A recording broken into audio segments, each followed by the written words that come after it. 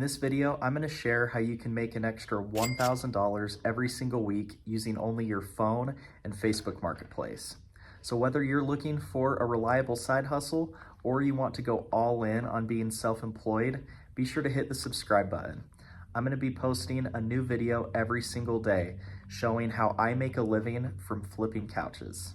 Some of these videos I actually recorded over a year ago. I packaged them together and sold them as a course, but now I've decided to put them on YouTube for free for you guys to watch. So if you're just tuning in, I recommend going back to the beginning of the series so you can watch these videos in order. I'll put a link for that first video on the screen. But if not, let's jump into today's video. All right, we're on section 15. We are 3/4 of the way done with this entire couch flipping course. It's crazy. We've gone over from start to finish on how to flip a couch and make a ton of money doing it. We've talked about how to find good deals, how to pick up a couch and the logistics, cleaning the couch, making the ad, and now selling the couch and delivering it. Now that you know all of that, you need to remember that sometimes after you do all of that, some problems are going to come up from some of your old customers. It doesn't happen very often, but it's good to be prepared and to just be aware of what could happen and some of the ways that you can avoid some of those problems. I've sold almost 800 couches in the last 2 years, and on average, that's more than 2 per day. I've sold a lot of couches, and I've seen a lot of different issues come up. So just remember that even if 95% of my customers were perfectly happy with doing business with me, even if only 5% didn't have the best experience, 5% of 800 sales is still 40 angry customers that I've had to deal with. I've definitely had some angry customers, and I had more when I was starting out because I didn't know what I was doing as much. But I'm going to explain some of the ways that customers would get angry and some of the ways that I would overcome those problems. Now, you're not going to experience a lot of the same problems that I did because hopefully you're taking notes and you're going to be able to learn from my mistakes, but you can't avoid all mistakes. So just don't be afraid to get down and dirty and to just get to work, and just know that problems will come, but just know that you have everything within you to handle these problems and to sort everything out. So just don't worry. Look, when you've had an unhappy customer, it's pretty simple. It's either your fault or the customer's fault or both of your faults. So you need to remember that it's not always your fault.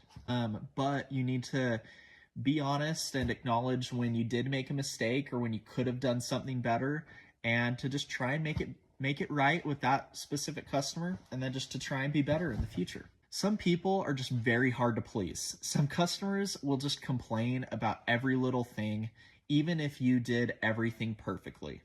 Some people just love leaving bad reviews, even if you did an excellent job. So don't let it get to you.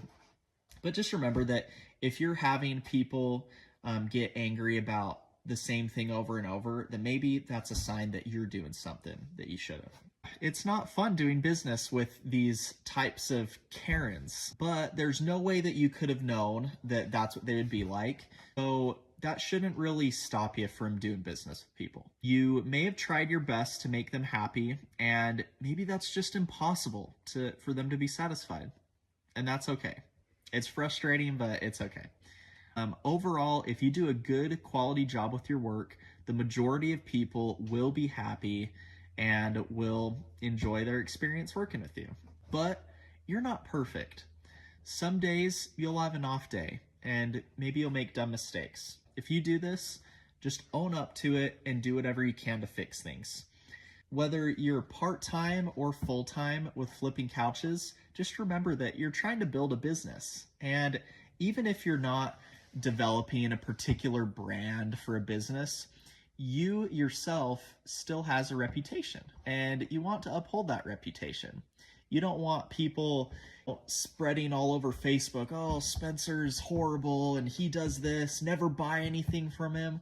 But if 1 or 2 people say stuff like that, just remember that there's crazy people out there that will just complain about anything. Just remember that. Probably one of the most common mistakes that I've made while flipping couches is not having good enough descriptions in my ads. Now, I kind of have a hard time with this because a lot of times the descriptions in the ads are just kind of opinion based. I'll say something like, this couch is nice.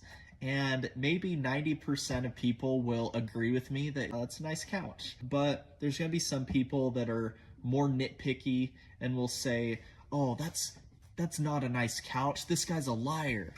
So just don't get too worked up about stupid stuff like that. I'm never intentionally going to be dishonest about the condition of a couch, but sometimes I'll say that the couch didn't have any stains, but then there maybe was a stain that I forgot about. And then that could make a customer upset. And I understand most reasonable people would get upset at something like that. The side note, this is why I 100% prefer customers to come and see the couch before they commit to buying it. That way, if there was a flaw with the couch, then it's more on them, because if they're coming to check it out, then if you give them adequate time to check out the couch, and if they failed to recognize that something was wrong with it, then that's more on them. Like if you're buying a used car, everyone knows that you need to make sure to do your part with checking out the car. It's not the car dealership's fault if they sell you a car and had a problem that you didn't notice, and then 2 months later you're calling them, hey, my car broke. They'll be like, well, you came and looked at it first. That's not our problem. That's on you. I think it's kind of the same way with buying couches. The customer, if they come and see it first, then it's their responsibility to make sure that it's what they're looking for. So as long as you're always being honest and always just trying your best, then if anything bad happens, there's no need to dwell on it for very long.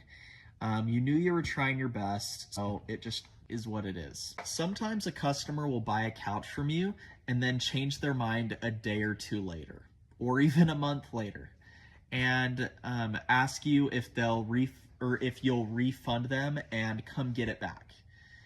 This is one of the most frustrating things to happen. Whenever this happens, I just get so angry. Now, I want to reassure you that this is very rare. This does not happen very often. Most of these problems are very rare.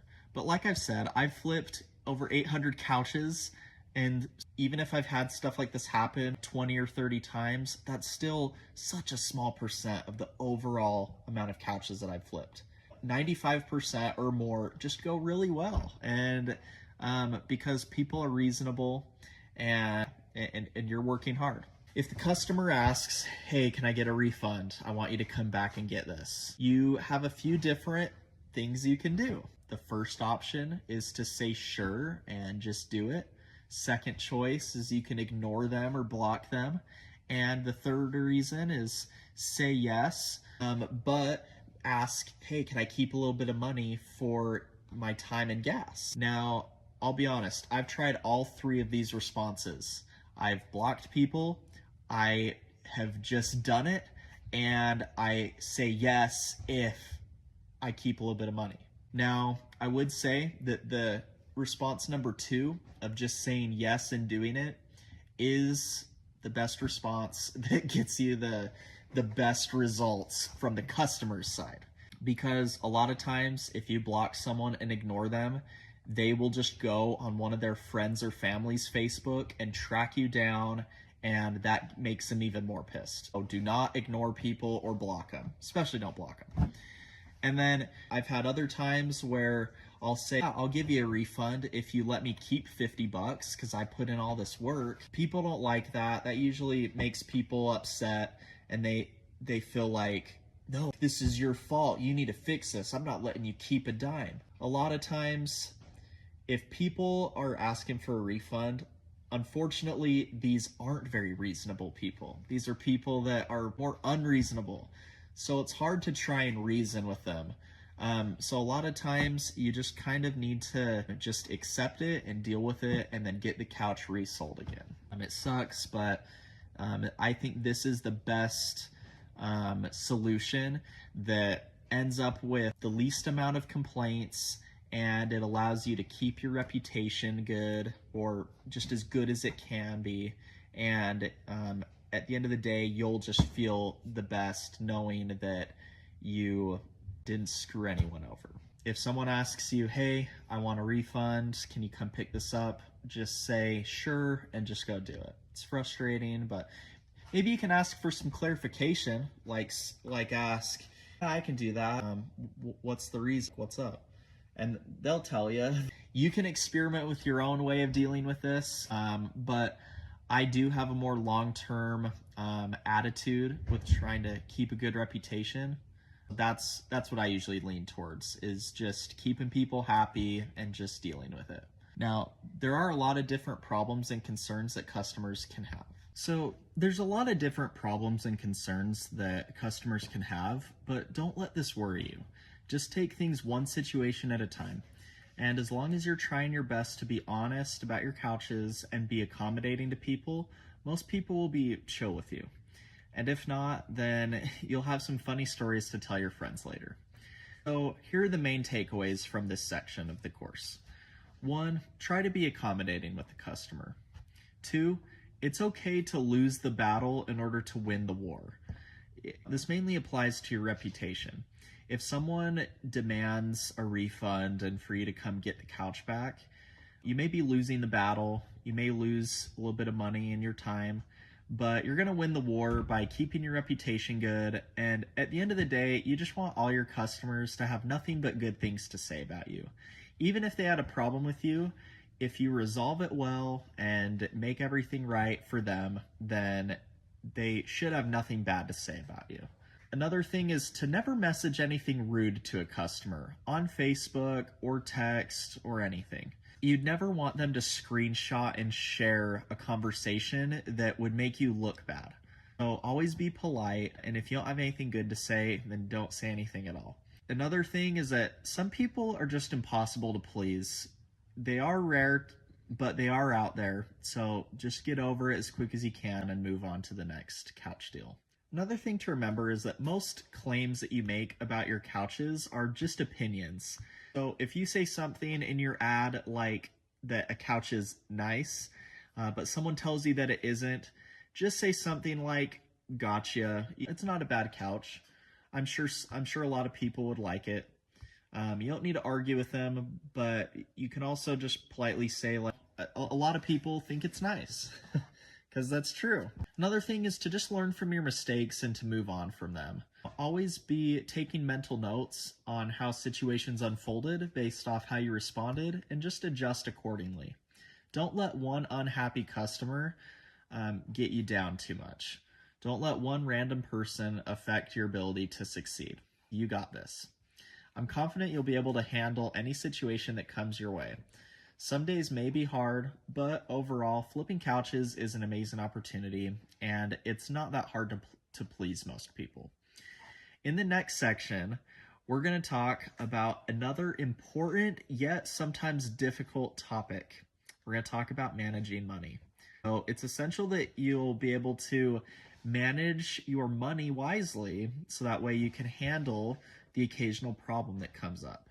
I want you to be able to make as much money as possible from flipping your couches. The better you manage your money, then the more money you'll have to make more deals, and it's a good cycle to get in. When I started out couch flipping, I hardly had any money, and so I really had to choose wisely what I spent my money on. If you're in a similar situation, don't worry. I'm going to tell you everything that you need to know on how to manage your money as an entrepreneur. That way your couch flipping business can thrive.